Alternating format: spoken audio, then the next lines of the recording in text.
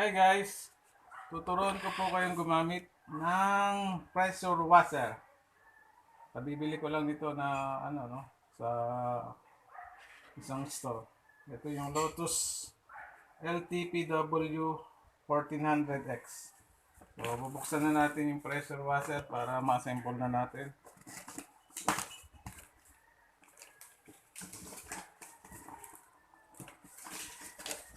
So, ito yung hose para sa pressure washer. Ito yung lagyan ng ating sabon pag gusto nating gamitin para pansabon sa sasakyan. Ito yung accessories niya, mga gulong.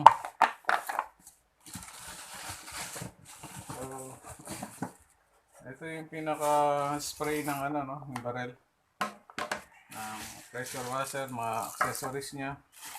So, later on, tuturo ko naman sa inyo ito paano ikakabit, paano i-assemble. So, ito yung pinaka main unit ng pressure washer.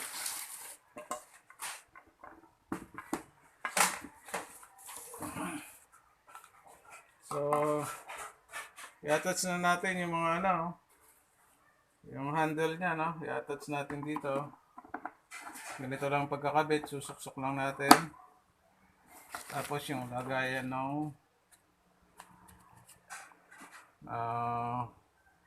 spray ng accessories niya, Tapos yung gulong, lalagay din natin yung gulong. Ganito lang paglagay ng gulong, papasok lang din natin dito. Ayan. Ayan. Slide mo lang. Tapos yung kabila naman, ganun din. Slide din. Ayan, may gulong na yung natin.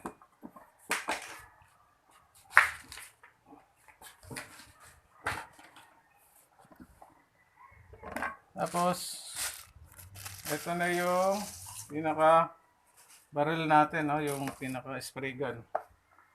So, dito papasok lang natin to dito, Ayan, i-press lang natin ganon, and then to twist para mag-lock. Tapos yung pinaka nozzle natin, yung pinaka para malakas yung buga ng tubig. I-press lang natin to. Ayun. Pasok na siya. Press. Tayo push pala, push. Ayun. Then pagka narinig nyo na yun, maglalak na yun. Ito naman, hindi masyado itong ginagamit. Pwede natin i-yan ito sa wall, Tapos nandito yung screw niya,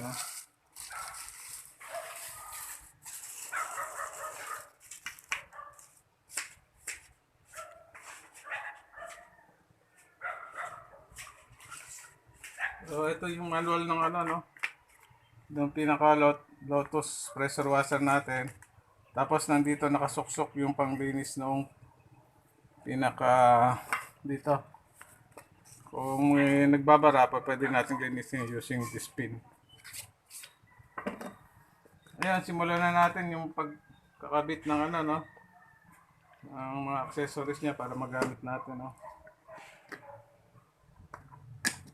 So, ito tatanggalin natin para maikabit natin yung pinaka hose ng natin pressure para mag-connecta siya dun sa supply ng tubig. Ito pala yun, accessories. So, ilalagay lang natin to, Dali lang naman siyang ikabit.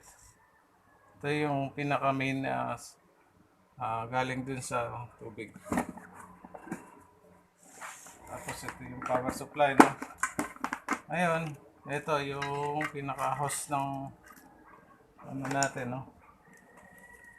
Tatanggalin din natin itong isa na to, yung cover niya, tapos papasok natin to. Papasok lang. Then ilalak na natin.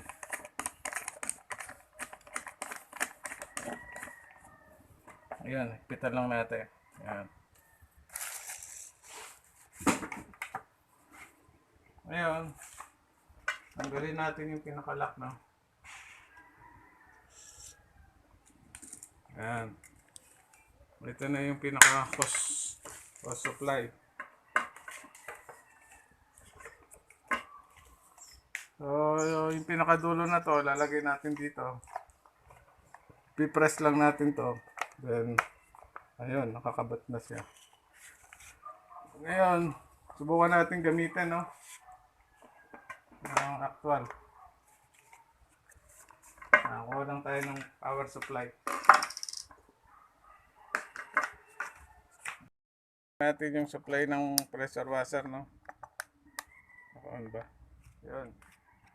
Tapos, lagyan din natin ang supply yung ng tubig, yung pressure washer. Ito, pupus lang natin dito, no? Ayan, nakalagay na.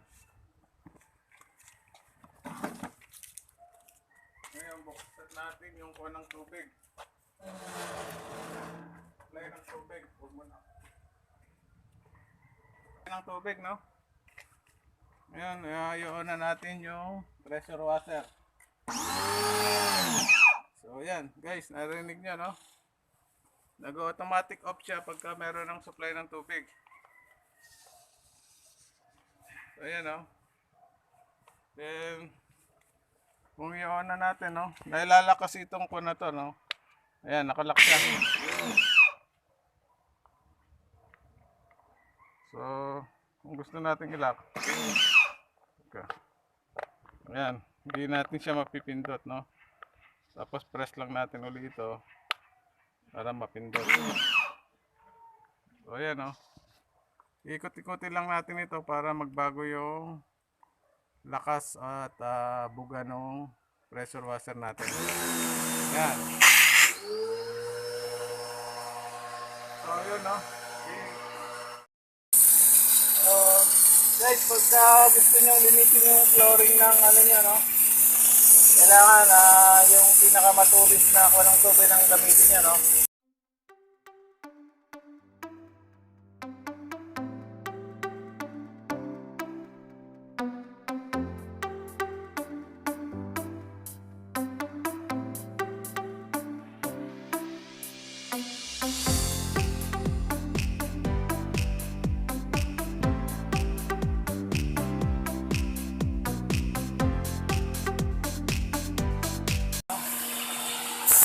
Turn clockwise pagka gusto natin baguhin yung lakas ng pressure ng tubig, then clockwise, counterclockwise pagka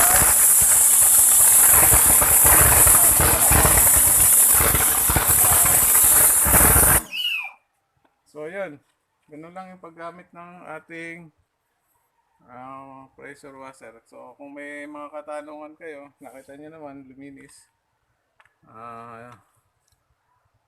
So kung yung mga gustong bumili dyan, i-PM nyo lang ako. Ito mga flooring, no? Yung gusto natin linisin na malumot na mga saig ng simento, no? Ayan, no? Makikita nyo, kaya niyang tanggalin, no?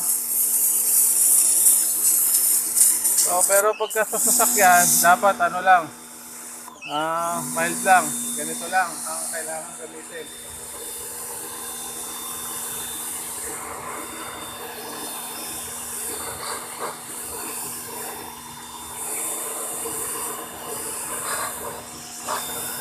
Hindi pwede yung ganitong klase, no? Baka sira yung ng sasakyan natin, no? So yan, ito yung proper na paglinis, no? So sasakyan, ganito lang dapat.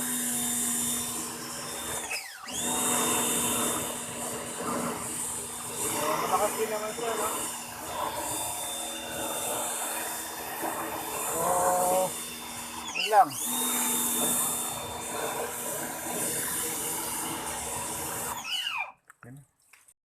Gusto natin gamitin yung itong para masabon yung sasakyan natin. Tanggalin na natin itong pinaka isang part ng natin, no? Ito, pipress. Pipress mo lang para matanggal mo, no? So, pag pinress mo yan, kakabit mo ulit, taturn mo lang counterclockwise. Tapos pag pinress mo ulit ganon, clockwise naman para ma-release. Tapos papalit natin tong kuha ng mesabon. Ganun din. Pasok mo lang yan. Then, yun. Pwede mo nang gamitin para masabon yung sasakyan mo. Yan. Ganun lang.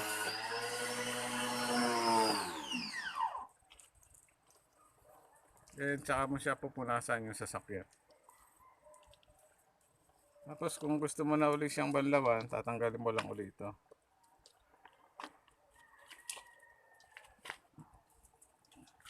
Tapos, babalik mo uli yung pinaka nozzle niya, no?